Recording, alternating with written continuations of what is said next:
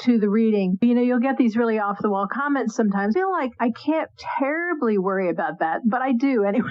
I try to, as far as I can, to not contradict anything that's in the canon, in the original canon. Now, that being said, I did make a mistake in like the first chapter of the first book. I said something about Mary, Watson's wife, having a mother, and of course she doesn't have a mother. That's established in the Sign of the Four, and I just made a mistake. However, one Sherlockian, this is how incredibly detailed these folks are. I have to admit, I'm one of them. One woman pointed out, she said, well, that's a mistake. You know, she doesn't have a mother. She said, however, Conan Doyle made the same mistake with her and her relative in this story. So actually, Conan Doyle himself did some inconsistencies and mistakes, we would call them, in terms of his own stories. All I can say is I do my very best. I'm very embarrassed about that one mistake because that was egregious in my opinion. But mostly I'm pretty darn accurate, and I'm a member of a number of Sherlockian organizations. I'm in the BSI, which is Baker Street Irregulars in the U.S., and I'm also in the Sherlock Holmes Society of London. And when I'm in L.A., I run a group called the Sherlock Holmes Breakfast Club, and I'm a member of a bunch of these groups. You know, I really do care. I really do try to make them accurate as I can. But I'm human, and so is Conan Doyle, so you just have to do your best. In Devil's Due, when this book opens up, there is a story in the newspaper about Sherlock. The storyline, was that kind of a nod to fake news of our era? Yes, it definitely was. It definitely was. When I sat down to write The Devil's Due, I was very distracted, frankly, and enraged by the news. I knew that I didn't want to write a polemic about this. In doing my research, one of the things I do is I decide on what year the story takes place, then I start reading newspapers of the time and familiarize myself with the news of that day, and also what I just generally know about Victorian London, which is a fair amount. That really was going on. The yellow journalism was rampant. So, I mean, there was full of gossip and BS in the papers. People have always been people. You know, they like to create scandal. They like to throw kerosene on the flames. They like to bring down the high and mighty. I mean, it's really the same old stuff. You know, people love to report tragedy. They love to be, I don't know how to pronounce it, Schadenfreude or something.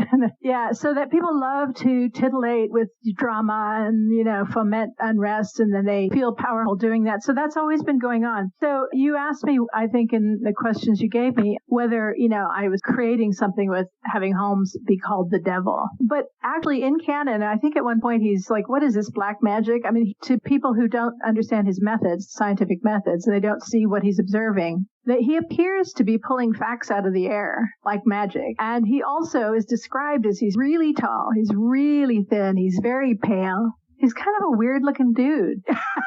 You know, I picture him as a handsome, weird-looking dude, but that's in my head. But in other words, but he is a little unusual, and he has an unusual manner about him. He's hyper and he's focused, and he's, you know, got this hawk-like nose and he's cheekbones. He's very intense. Jeremy Brett. Yeah, Jeremy Brett is the closest to look and feel to what was described in the canon, definitely. And also he's handsome. He is kind of a good image of that. So Holmes, I could really imagine this happening. You know, people are demonized. They were then and they are now. I mean, that's just human nature, unfortunately. In the books, Inspector Lestrade is always very pro-police. And in this book, he kind of works with Sherlock and sort of against the police in part of it. I can see why. In the originals, Lestrade is initially, you know, doubtful of Holmes, just as all the police are. They just see him as a kind of egotistical meddler, which he kind of is. But over time, Lestrade starts to really realize how incredibly good and how helpful he is. He turns some of the case to Holmes. Actually, he does both things in the original canon. In this one, I think he's very justified because at that particular moment in time of this story, in my book, The Devil's Due, there's a despot who is in control of the police for a brief period of time. He's horrified at this man and what he's trying to change the police into. It makes perfect sense that he would want to help Holmes. Besides being a despot, the guy is also kind of glossing over some crimes just because he wants them solved so he looks good. Lestrade is straight and narrow. He's a real policeman. He wants the crime solved within his character to do what he does here. I have a brother that would be very upset with me if I did not ask you about the role you played in one of his favorite movies, Tron. What led you to this contribution to modern movie history, and did that lend a hand in preparing you for writing mysteries? I've loved computers since I was a little kid, which is before personal computing. I had a little bit of programming as a little kid in a special class once. We did programming on paper. But then in university, I took computer programming from one of the greats, a man named Donald Knuth at Stanford, and I loved it. I just loved the incredible complexity and the logic. I just loved it. And so I think that's kind of Holmesian. I mean, I've always had that sort of, it's interesting because computer programming is not unlike constructing a mystery, actually. So I was interested in computers. I tried to get computers used at Universal Studios for 4 years in story development. I tried to get them to use computers to catalog all the story submissions. And they thought, oh, it's going to take away our freedom and our creativity. It's like, no, it's a library system. It's just a cataloging system. I was always interested. And then I met Steven Lisberger, and he had this animated glowing figure that he called Tron. And he had the notion of putting this character as a video game warrior into a machine. And that's the extent of his idea. And I said, well, you need a story. You need characters in a story. I came up with the notion of having a real life person fall in some way into the computer and interact with this Tron character. And it becomes kind of a Wizard of Oz story. How do you get back home? And there's trouble in that land. And I created the storyline for that. But originally, I haven't mentioned this yet in this interview, but one of the features of Arthur Conan Doyle that I most love is his sense of humor. I love humor, and all my things I've ever written have been comedic to some degree. I wrote Tron, the first draft of Tron, for Robin Williams as the character who would fall inside. At that point, he wasn't known yet. I'd seen him perform on Sunset Boulevard in a tiny little place. I was scouting for Universal. So I had him in my head when I was writing Tron, and it was quite funny. And then also, I went to Xerox PARC, and that is where the personal computer was invented. You probably have heard of it. There's a bunch of books about it. It's where Steve Jobs visited, and then quite a few of the things that they were doing there were taken in and eventually became the Mac. Anyway, the head of that program was Alan Kay, and I met him and interviewed him and wrote him into the movie. The Alan Bradley character is Alan. And then later, Alan and I got married. And we're still married. He's in the next room. Your co-star, huh? Yeah, he's still my hero. So I've just been really interested in computers. What's weird is, I mean, that's very Sherlockian in a way. I think Holmes would have, if he were functioning today, he would enjoy programming. Oh, I think so too. I've thought about that quite a bit. The books were short stories. Yes. How did you make your story into a long book? That is a good question because, and some people say, oh, they really should just be short stories. Once you try to write one of those as a book, you have to bend some of the rules or some of the choices that Conan Doyle made. You have to change some of those. And so I really thought long and hard about this. There are precedents for good Holmes books, and I'd read The 7% Solution by Nick Meyer in the 70s. In fact, I was at Universal when that movie was made. So there were precedents, but I began to think, like, what is it that you do? What's different about a short story and a novel? And there's several things. One is I feel like novels need a theme. Even a genre novel, let's say an adventure, a mystery, something like that, it needs some kind of other meaning other than, hey, let's solve the crime. So in my first book in the series, which is Art in the Blood, I got very interested in the question of what are the perils and the gifts of being an artist, because Holmes is clearly an artist. In fact, that's threaded all through canon. He referred to, he says, the most famous one is Art in the Blood is liable to take the strangest forms. And he says that to Watson when Watson is saying, how is it that you and your brother both have these incredible brains and can see things like this? And he said, well, his grandmother was a sister of the artist Vernet.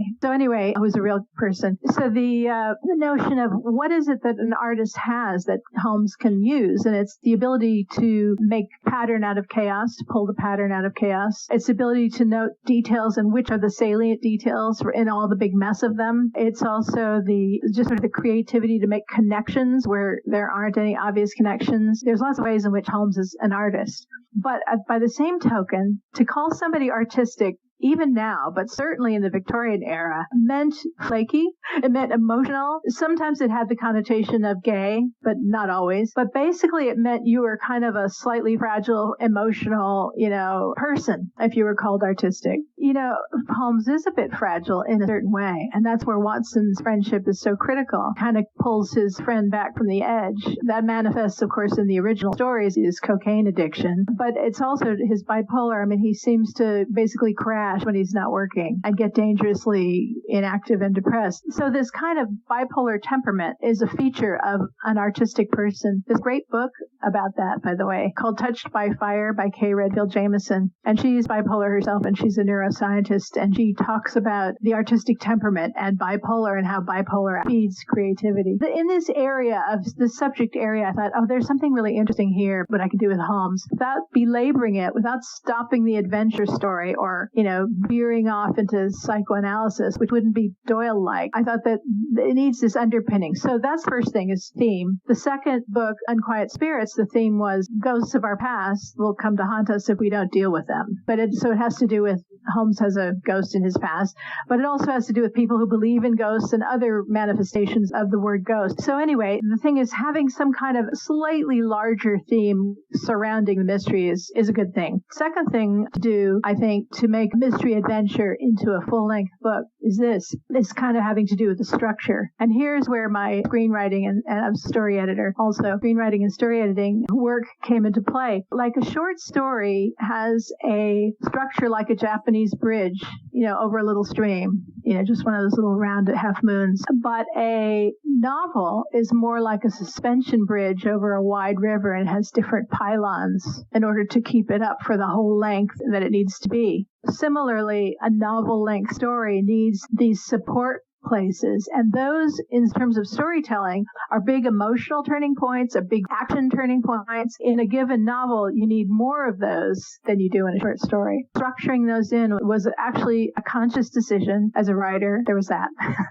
Those are the two main reasons, the adding theme and making the structure work like that are the two ways that I intellectually thought about before I started turning this into a novel. I have to say, I have devoured all of Holmes and Watson's short stories and novels. I think you did an excellent job. I loved every minute of it. I am so happy that I discovered that this was brought to our attention. Now we're going to go back and read the first two. Absolutely.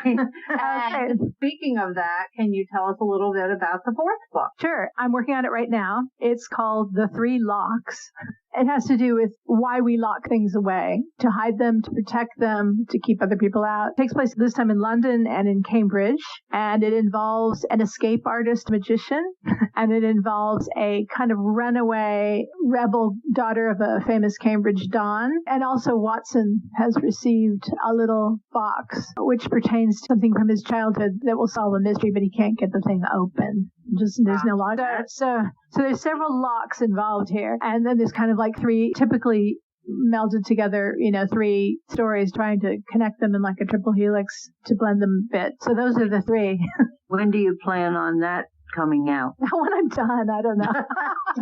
I don't know. They were hoping for this fall, but each one of these books has taken me 2 years to write because I researched them copiously. I mean, I've been to Cambridge once, I have to go back again. Then I visited the Historical Locks Museum. I really kind of go all out with the research on these things. In the first one, Art in the Blood, I actually found where Toulouse-Lautrec lived at exactly that month and year. And I went to that place and I walked there from where the Chat Noir nightclub was. I walked that path, and I then looked at antique maps to see if the names of the streets had changed, and I basically, had them running in that path. My things are really ridiculously researched, so they take a long time, and also to structure them, it's just not trivial, so it takes me a while.